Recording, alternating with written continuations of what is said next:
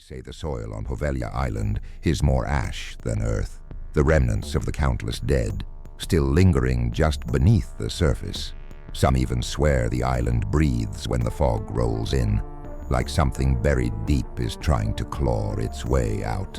I am Detective Drayk, and tonight I'm standing on ground where fear itself was sown. The approach alone tells a story. The old bell tower leans at an impossible angle, blackened by time and storms. Locals refuse to ferry anyone near it, like it's contagious. As I step off the boat, the air thickens, not just with mist, but with something heavier. Sorrow, maybe.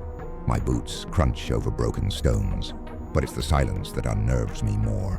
A silence so complete, it feels deliberate, as if the island is holding its breath. History bleeds from every corner here. During the Black Death, the sick were exiled to Poveglia by the thousands, left to rot or burn in mass graves. Later it became a mental asylum, a place where those already forgotten by society were subjected to unspeakable horrors. Some say the chief doctor lost his mind, driven mad by the very spirits he tried to subdue with cruelty. Legend claims he threw himself from the tower, his final screams swallowed by the sea. As I move deeper inland, I notice how nature itself seems reluctant to reclaim this place. Ivy strangles the walls but doesn't touch the inner courtyards. Trees grow twisted, their branches reaching away from the structures like desperate arms. I find a crumbled cot frame, half buried in dirt, and next to it, a child's doll with both eyes missing. Abandonment here isn't just physical, it's spiritual.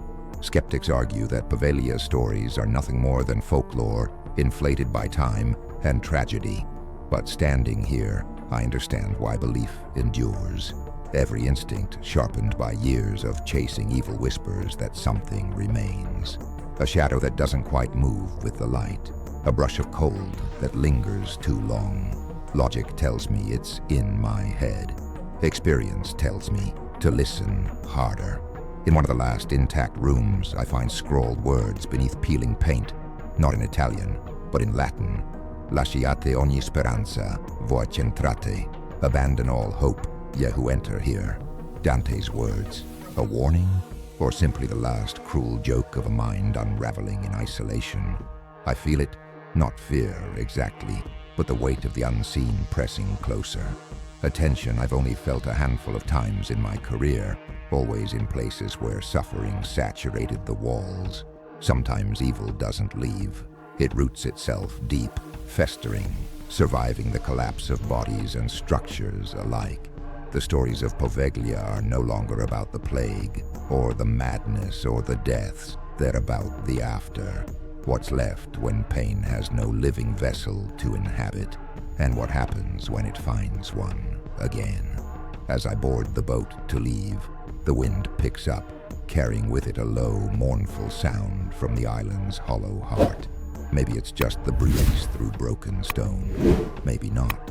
Either way, there are places in this world where the past refuses to stay buried, where the sins of centuries still cry out for justice, or perhaps simply acknowledgement.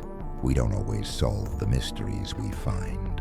Sometimes we just bear witness to them and carry the weight of their truth back with us into the living world.